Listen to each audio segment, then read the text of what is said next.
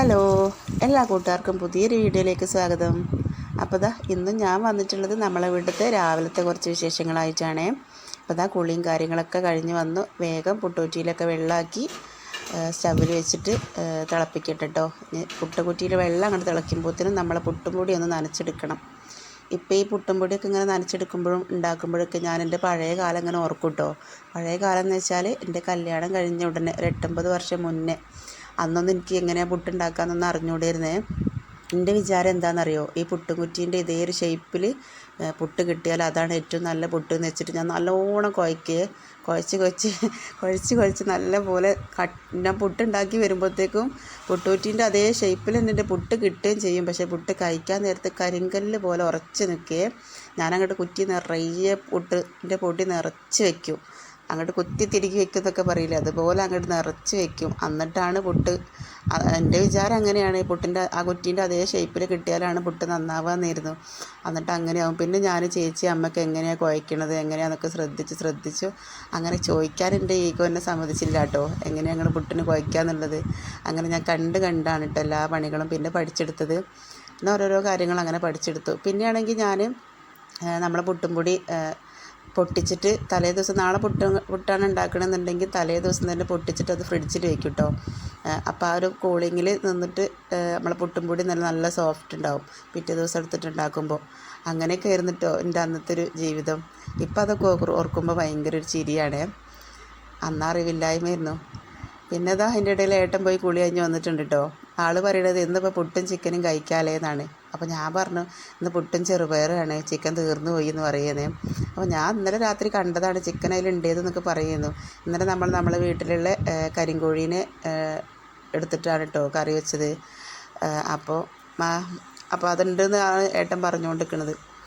അപ്പോൾ അങ്ങനെ ഞാൻ തലേദിവസത്തെ നമ്മളെ ചിക്കൻ കറിയൊക്കെ എടുത്തിട്ട് ചൂടാക്കുകയാണേ. അപ്പോൾ അമ്മേനോട് ഇങ്ങനെ ചോദിക്കുക ഇനിയിപ്പോൾ എന്താ ചെയ്യുക, കുറച്ച് വെള്ളം കുറവുണ്ടല്ലോ ഒക്കെ പറഞ്ഞപ്പോൾ അമ്മ പറഞ്ഞു ചൂടുവെള്ളം ഒഴിച്ചാൽ മതി, എന്നിട്ട് കുരുമുളക് പൊടിയൊക്കെ ഇട്ടിട്ട് അങ്ങോട്ട് ചൂടാക്കിയാൽ മതി എന്ന് പറഞ്ഞു. അപ്പോൾ അങ്ങനെ ഞാൻ അതുപോലൊക്കെ ഇങ്ങനെ ചൂടാക്കി എടുക്കണുണ്ട് കേട്ടോ നമ്മുടെ കറി. അപ്പോൾ ഇന്ന് നമുക്ക് ചായക്ക് കടിയായിട്ടുള്ളത് ചിക്കൻ കറിയും പുട്ടുമാണേ. ഇപ്പം എന്താണെന്ന് അറിയില്ല കേട്ടോ, ഭയങ്കര ഹാപ്പിയാണ് കേട്ടോ ജീവിതം. ഒന്നാമത് എന്താണെന്ന് വെച്ചാൽ ഇപ്പോൾ ഏട്ടനായിട്ട് നന്നായിട്ട് വർത്തമാനം പറയാനുള്ളൊരു ടൈമൊക്കെ കിട്ടുന്നുണ്ട്. അല്ല വെച്ചാൽ അതൊന്നും ഉണ്ടാവില്ല. ആൾ രാവിലെ പോയാൽ വണ്ടിയിലായ സമയത്തൊക്കെ ആൾ രാവിലെ പോയാൽ പിന്നെ ഒരു 8 മണി 9 മണിയൊക്കെ ആകുമ്പോഴാണ് വരിക. അപ്പോൾ അതുകൊണ്ട് തന്നെ അങ്ങനെ വർത്തമാനത്തിനൊന്നും അങ്ങനെ ആളെ കിട്ടൂലായിരുന്നു. ഇപ്പോൾ അതുകൊണ്ട് തന്നെ ഇപ്പോൾ ഭയങ്കര ഒരു ഹാപ്പിയാണ് കേട്ടോ ജീവിതം. എന്നും ദൈവം എല്ലാ ദിവസവും ഇങ്ങനെ തന്നെ ആവട്ടെ. അങ്ങനെ ഇത് കണ്ടാൽ നമ്മൾ ചിക്കൻ കറിയാന്ന് തോന്നുമോ? ഇല്ലല്ലോ, ചിക്കൻ കറി തന്നെയാണ് കേട്ടോ. ഇതേ നമ്മുടെ കരിങ്കോഴീൻ്റെ ചിക്കനായിട്ടാണ് ഇങ്ങനെ കളറ്. കരിങ്കോഴീനെ കഴിച്ചിട്ടുള്ളവരുണ്ടെങ്കിൽ ഒന്ന് കമൻറ്റ് ചെയ്യണം കേട്ടോ. ഞാൻ ആദ്യമായിട്ടാണ് ഈ ഒരു കരിങ്കോഴീനെ കഴിക്കുന്നത്.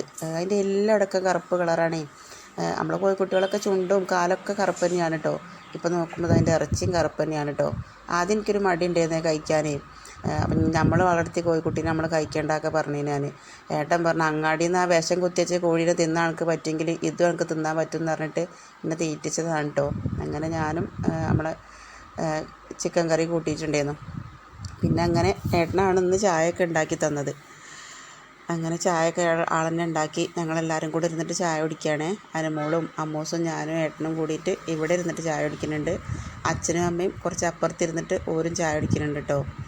ഈ ഒരു കുഞ്ഞു ടേബിളിൽ ഞങ്ങൾക്ക് 4 ആൾക്ക് ഇരിക്കാൻ കഴിയുള്ളൂ. അപ്പം അങ്ങനെ ഞങ്ങൾ ഇവിടെ ഇരുന്ന് ഓരപ്പുറത്ത് ഇരുന്നു. അതിന് ശേഷം ഒരു 10-10:30 ആകുമ്പോൾ അച്ഛനും അമ്മയും കൂടെ ഹോസ്പിറ്റലിൽ പോവുകയാണേ. ഈ ഒരു വൃത്തികെട്ട ഷുഗറും പ്രഷറും കാരണം ഇവർ രണ്ടാളും ആകെ കുഴങ്ങിയിട്ടുണ്ട്. അപ്പോൾ കോഴിക്കോടുള്ളൊരു ഡോക്ടർ ഇവിടെ നമ്മളെ ഇടവണ്ണപ്പാറ വരുന്നുണ്ട്, മെഡിക്കൽ കോളേജിലുള്ള ഡോക്ടർ. അപ്പോൾ ആ ഡോക്ടറെ കാണാൻ വേണ്ടിയിട്ട് പോവാണ് കേട്ടോ. അച്ഛനായാലും അമ്മ ആയാലും ഈ ഷുഗർ കാരണം നന്നായിട്ട് ക്ഷീണിച്ചിട്ടുണ്ട്. അപ്പോൾ ഡോക്ടർ ഒന്നുകൂടി കാണിക്കട്ടെ, റിസൾട്ടൊക്കെ കൊണ്ട് പോയോക്കട്ടെ എന്ന് പറഞ്ഞിട്ട് രണ്ടാളും കൂടെ പോവുകയാണേ.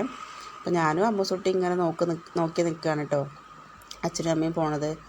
ഈ ഒരു സമയം 10:30 ആയിട്ടേ ഉള്ളൂ കേട്ടോ. പക്ഷേ കണ്ടാൽ ഉച്ചയായ മേനിയാണ്.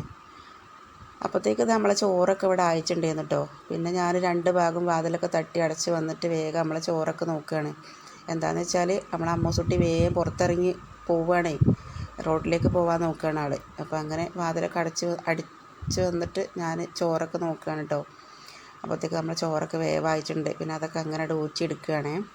ഇനി കറി വെക്കാൻ എന്തെങ്കിലും ഒന്ന് തിരഞ്ഞ് പോകണം. തിരഞ്ഞ് പോകാമെന്ന് വെച്ചാൽ പച്ചക്കറികളൊന്നും കൊണ്ടുവന്നതില്ല. പിന്നെ ഇന്നലെ ഇപ്പോൾ ചിക്കനും ആയില്ലേ. അപ്പം ഇന്നിപ്പം ഞാൻ മത്തൻ്റെ അല്ലേ ചീരേ അങ്ങനെ എന്തെങ്കിലും ഉണ്ടോ നോക്കട്ടെ നിർത്തി പോകാനായിട്ട് നിൽക്കുകയാണ് കേട്ടോ. ചോറ് ഊറ്റി കഴിഞ്ഞിട്ട് വേണം പോവാൻ. അപ്പം അങ്ങനെ നമ്മളെ ചോറൊക്കെ അങ്ങോട്ട് ആയി കിട്ടിയിട്ടുണ്ട്. അപ്പോൾ അതൊക്കെ അങ്ങോട്ട് അടച്ച് വെച്ചിട്ട് പോകാൻ ഒരുങ്ങുകയാണ് ഞാൻ. പിന്നെ ഞാനിതാ വേഗം വന്നിട്ട് മുരിങ്ങയൊക്കെ പൊട്ടിക്കുകയാണ് കേട്ടോ. മുരിങ്ങയുടെ തണ്ട് ഓരോ അല്ലിയായിട്ട് പൊട്ടിക്കാമെന്നാണ് വിചാരിച്ചത് ഞാൻ. പിന്നെ അതിൻ്റെ തണ്ടോട് കൂടിയിട്ട് പൊട്ടിച്ചെടുത്തു. കാരണം വെയിലിൻ്റെ ചൂടുകൊണ്ട് നിൽക്കാൻ പറ്റണില്ല. അപ്പോൾ അങ്ങനെ ഞാൻ മുഴുവൻ തണ്ടും പൊട്ടിച്ചിട്ടുണ്ട് കേട്ടോ.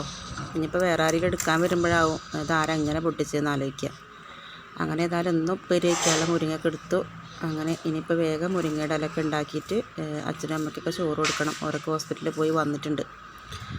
അപ്പോൾ അങ്ങനെ ഇന്നത്തെ നമ്മളെ വിശേഷങ്ങൾ ഇത്രയൊക്കെ തന്നെ ഉള്ളൂ കേട്ടോ. പിന്നെ നമ്മൾ സാധാരണ ചോറും മുരിങ്ങയുടെ ഉപ്പേരിയൊക്കെ കൂട്ടിയിട്ട് ചോറൊക്കെ കഴിച്ചു. ഇന്നത്തെ നമ്മുടെ വീഡിയോ ഇഷ്ടമായാൽ ലൈക്ക് ചെയ്യാനും കമൻറ്റ് ചെയ്യാനും മറക്കരുതേ.